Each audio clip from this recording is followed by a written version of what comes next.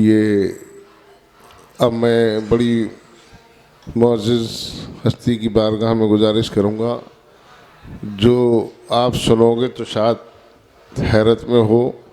ये मेरे दादा के शागिर्द हैं, मेरे जद्दे अमजद के शागिर्द हैं, जिन्हें पेश करने जा रहा हूँ। और कहते हैं सुन्नियत और रज़वियत उन्हीं से सीखी है, और इतना कट्टर भी मेरे दादा ने ही बनाया है।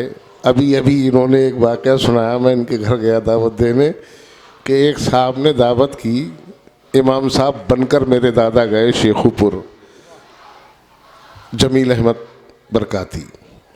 तो एक साहब ने दावत की नाश्ते पे कि इमाम साहब आप आएँ।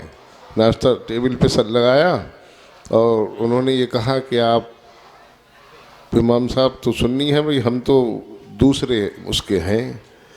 हाँ अय है लाहौल भला कुव्वत, तूने ये नाश्ता लगाया सब बेकार, लोग खड़े हो गए, मैं तेरे घर नहीं आऊँगा। इतने जलाल में आ गए। अरे बोले इमाम साहब बैठिए बैठिए, मैंने आपको आजमाया था कि आप कट्टर सुन्नी हैं। ऐसे ऐसे इमाम के शागिर्द हैं, मेरे दादा ने इमामत भी की है।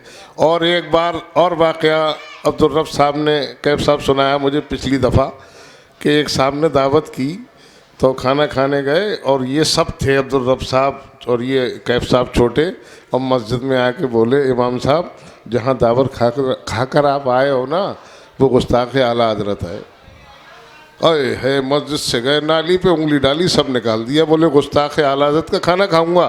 सामने कह रहे हो मौजूद हैं कि गुस्ताख आला हज़रत का कोई बात बना कर नहीं कहता हूँ, बहुत बातें हैं, लोग इतनी सी छापते छुपा करते हैं, लेकिन हम तो बताते ही नहीं।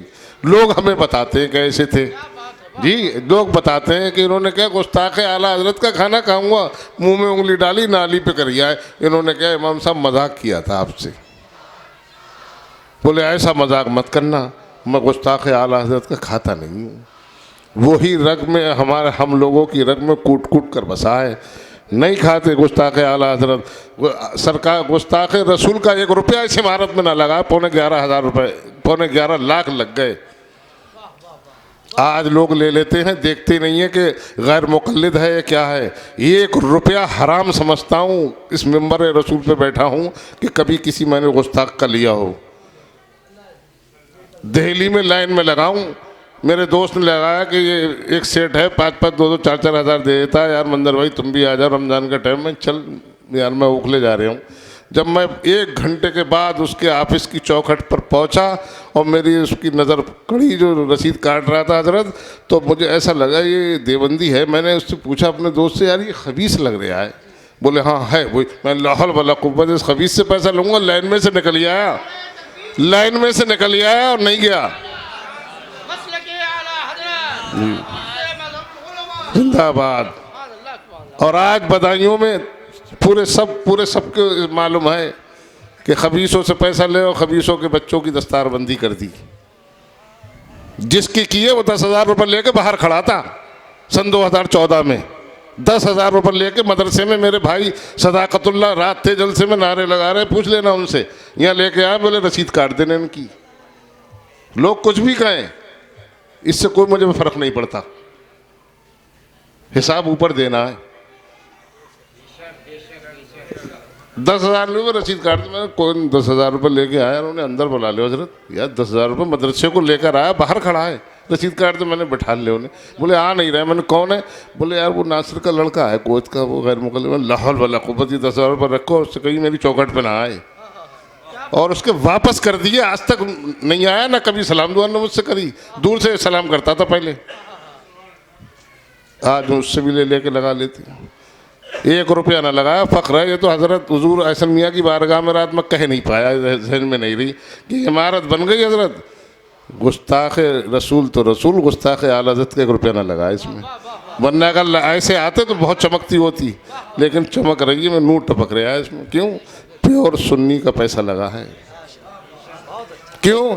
कि जमील अहमद का पोता हूँ, मज़हर उलमा का बेटा हूँ, रगों में तो खून है।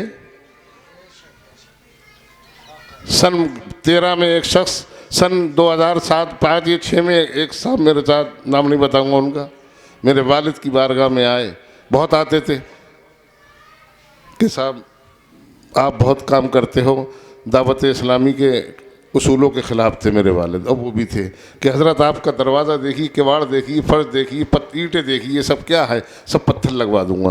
बोले सैयद साहब मैं आपके पास आप काम करता हूँ, आप आते हो, जो मजमून लेके लिख देता हूँ, पढ़ लेता हूँ, लेकिन इसका मतलब ये नहीं आप मुझे ख़रीद लोगे। इस नीयत से मेरे मत आना कि मेरे यहाँ पत्थर लगवा दोगे। आज बगल में बिठालते हैं जो कहे पत्थर लगवा देंगे।